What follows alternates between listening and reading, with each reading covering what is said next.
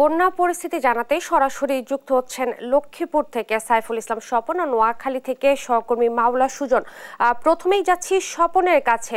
স্বপন, লক্ষ্মীপুরে কতটা উন্নতি হয়েছে বন্যা পরিস্থিতির, আর ত্রাণ ও পুনর্বাসন কার্যক্রম কেমন চলছে, সব মিলিয়ে জানাবেন। ইশরাত, আপনি যেমনটি জানতে চাচ্ছেন যে আসলে লক্ষ্মীপুরের বন্যা পরিস্থিতির খবর। লক্ষ্মীপুরে প্রায় 15 থেকে 20 দিন বৃষ্টির পানি এবং ফেনী থেকে নোয়াখালীতে আসা যে পানিতে লক্ষ্মীপুরে বন্যার সৃষ্টি হয়েছে। এই বন্যায় প্রায় লক্ষ্মীপুরের 5টি উপজেলার 12 লাখ লোক পানিবন্দী রয়েছে। এই পানিবন্দী থাকার কারণে লক্ষ্মীপুরে যারা 50 থেকে 60,000 লোক আশ্রয়কেন্দ্রে আশ্রয় নিয়েছে এবং বেশিরভাগ মানুষ তারা এবং তাদের ঘরে অবস্থান নিচ্ছে। তারা ঘরে যে অবস্থান নিচ্ছে তারা আসলে তাদের ঘরটা ছাড়তে চাচ্ছে না। আসলে এই ঘরটা ছেড়ে গেলে তাদের চুরি হওয়ার সম্ভাবনা রয়েছে। তো মানুষজন তাদের ঘরে হাঁটু পানিতে তারা পানি ইটের উপরে পানি দিয়ে তারা সেখানে অবস্থান করছে। যে লক্ষ্মীপুরে যে ত্রাণ সামগ্রী আসছে এবং প্রশাসন ত্রাণ সামগ্রী বিলি হচ্ছে, প্রত্যন্ত অঞ্চলের মানুষ আমরা এই মুহূর্তে রয়েছে লক্ষ্মীপুর সদর উপজেলার বশিকপুরের নন্দীগ্রাম এলাকায়। এই নন্দীগ্রাম এলাকার লোকজন যারা আমাদের কাছে অভিযোগ করেছেন যে আসলে প্রত্যন্ত অঞ্চল হয়, এসব অঞ্চলে এখন পর্যন্ত ত্রাণ সামগ্রী পৌঁছায় নাই। তারা এই 15 থেকে 20 দিনে মাত্র একবার ত্রাণ সামগ্রী পেয়েছে।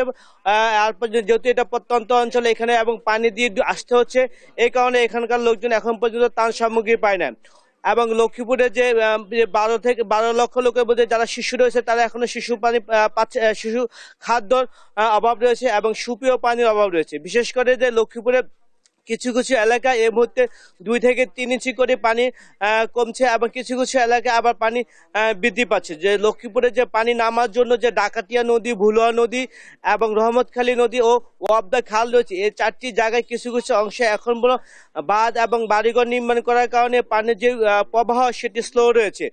যারা বন্যায় ক্ষতিগ্রস্ত এবং বন্যা পানিবন্দী লোকজন তারা বন্দী, তারা প্রশাসনের কাছে আহ্বান জানিয়েছেন যে যেসব নদী এবং খালের উপরে ঘর এবং দোকানপাট নির্মাণ করা হয়েছে সেগুলো যেন ভেঙে পানির প্রবাহ বৃদ্ধি করা যায়, সে ব্যবস্থা করার জন্য। আমরা এই বিষয়ে লক্ষ্মীপুরের জেলা প্রশাসক সুরাজানের সাথে কথা বলেছি। তিনি আমাদেরকে জানিয়েছেন তারা 5টি উপজেলা নির্বাহী কর্মকর্তাকে নির্দেশ দিয়েছেন এবং তারা এই বাঁধ এবং খাতগুলো সরানোর জন্য কাজ করছেন।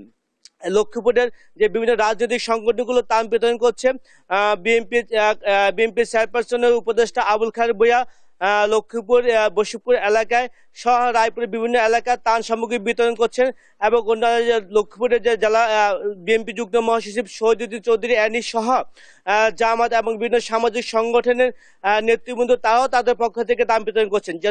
এবং বাংলাদেশের প্রত্যন্ত অঞ্চল থেকে লক্ষ্মীপুর ত্রাণ আসছে এবং ত্রাণের সমন্বয়হীনতার কারণে প্রত্যন্ত অঞ্চলের মানুষ এখন পর্যন্ত ত্রাণ পাচ্ছে না। এ ছিল লক্ষ্মীপুর থেকে বন্যা পরিস্থিতির সর্বশেষ খবর। আমরা এই মুহূর্তে চলে যাব নোয়াখালীতে রয়েছে সহকর্মী সুজন, আপনি আমাদেরকে জানাবেন যে নোয়াখালী বন্যার সর্বশেষ পরিস্থিতি কি? স্বপন, আপনি লক্ষ্মীপুর জেলার বন্যা পরিস্থিতির কথা বলছেন, তো আমি যদি নোয়াখালী জেলার বন্যা পরিস্থিতির কথা বলতে চাই যে এই মুহূর্তে বন্যা পরিস্থিতির কিছুটা আস্তে আস্তে উন্নতি হচ্ছে। পানি নামছে, তবে একটু ধীর গতিতে নামছে। তো ধীর গতিতে হলেও কিন্তু পানি নামাতে মানুষের মনে একটু স্বস্তি ফিরে এসেছে। তারা হয়তো যে আশায় আছেন এই পানিবন্দী অবস্থা থেকে তারা কিছুটা মুক্তি পাবেন কিছুদিনের ভিতরে।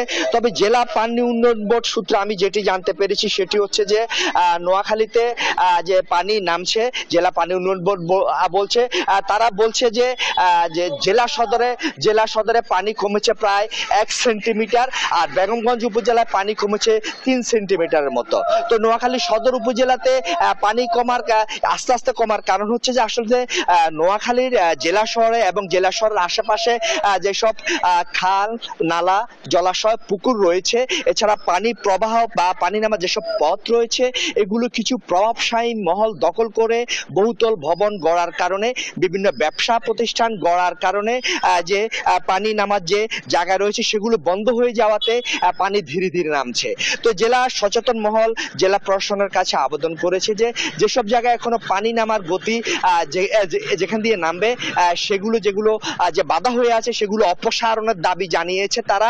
একই সাথে সচেতন মহল আরেকটি জিনিস জানিয়েছে যে নোয়াখালী খালের পাশে যে কিছু অবৈধ বাঁধ রয়েছে, যে বাঁধগুলো দিয়ে কিছু প্রভাবশালী মল মাছের ঘের তৈরি করেছে।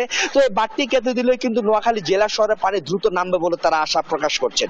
আর যদি বন্যা পরবর্তীর একটু ক্ষয়ক্ষতির কথা আপনাকে বলি যে সেটা হচ্ছে নোয়াখালীতে এ পর্যন্ত প্রায় 85 হেক্টর জমির ফসল সম্পূর্ণরূপে নষ্ট হয়েছে বলে জানিয়েছেন জেলা কৃষি সম্প্রসারণ অধিদপ্তর। একই সাথে জেলা মৎস্য অধিদপ্তর জানিয়েছে এ পর্যন্ত প্রায় 85,000 যে মাছের ঘের রয়েছে, মাছের খামার রয়েছে, সেগুলো সম্পূর্ণ পানিতে তলিয়ে গেছে, মাছ ভেসে গেছে। এতে প্রায় 616 কোটি টাকার মতো যে ক্ষতির আশঙ্কা করছে জেলা মৎস্য অধিদপ্তর। তারা জানিয়েছেন যে এতে যারা যে শিক্ষিত বেকার রয়েছে, যুবক রয়েছে, তরুণ রয়েছে, তারা কিন্তু বন্যা নেমে গেলে কিন্তু তারা সর্বশান্ত হওয়ার পথে থাকবে। আর যদি ত্রাণ সহায়তার কথা বলি তাহলে যে একটি অভিযোগ রয়েছে যে নোয়াখালীতে আসলে যে ত্রাণ বিতরণে একটি সমন্বয়হীনতা রয়েছে।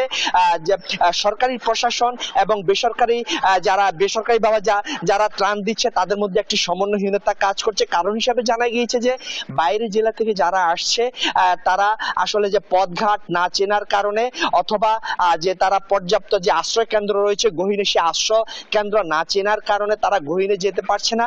একই সাথে নৌকার সংকট রয়েছে, যেসব জায়গায় যোগাযোগের অপ্রতুলতা রয়েছে সেখানে নৌকা ছাড়া কোনো গতি নেই, সেই নৌকার অভাবও তারা কিন্তু প্রত্যন্ত অঞ্চলের আশ্রয় কেন্দ্রে পৌঁছাতে পারছে না। তো আমার সাথে এই বিষয়ে কথা হয়েছে জেলা প্রশাসক দেয়ান মাহবুবুর রহমানের সাথে। তিনি জানিয়েছেন যে এ পর্যন্ত প্রায় 14টি আশ্রয় কেন্দ্রে প্রায় 2.5 লাখেরও বেশি মানুষ পানিবন্দী অবস্থায় আশ্রয় কেন্দ্রে আশ্রয় নিয়েছেন। তো তারা এখন আশ্রয় কেন্দ্রে রয়েছেন, তাদেরকে সরকারের পক্ষ থেকে এই পর্যন্ত 1800 মেট্রিক টন চাল এবং নগদ 45 লাখ টাকা বিতরণ করা হয়েছে। এছাড়া শুকনো খাবার এবং শিশু খাদ্য বিতরণ করা হয়েছে, যা কিন্তু চাহিদার তুলনায় একেবারে অপ্রতুল। তো এদের পাশাপাশি বিভিন্ন সামাজিক সংগঠন, রাজনৈতিক, সাংস্কৃতিক, মানবাধিকার সংগঠন এবং কিছু ব্যক্তি এসব আশ্রয় কেন্দ্রে যে সাহায্য পাঠাচ্ছে। তবে যে আরেকটি অভিযোগ রয়েছে যে এসব খাদ্য যে যথাযথভাবে দেওয়া হচ্ছে না বলে। এদিকে যে পানি কমে যাওয়ার ফলে যে পানিবাহিত রোগ দেখা দিয়েছে, এ পর্যন্ত নোয়াখালীতে গত এক সপ্তাহে প্রায় 600-র মতো ডায়রিয়া রোগী নোয়াখালী জেনারেল হাসপাতালে ভর্তি হয়েছে। এই হচ্ছে বন্যা ও বন্যা পরবর্তী পরিস্থিতি নিয়ে আমার কাছে নোয়াখালী থেকে সর্বশেষ। ইশরাত, আপনাদের দুইজনকে ধন্যবাদ। লক্ষ্মীপুর এবং নোয়াখালী থেকে বন্যা পরিস্থিতি জানাচ্ছিলেন সহকর্মী সাইফুল ইসলাম স্বপন এবং মাওলা সুজন।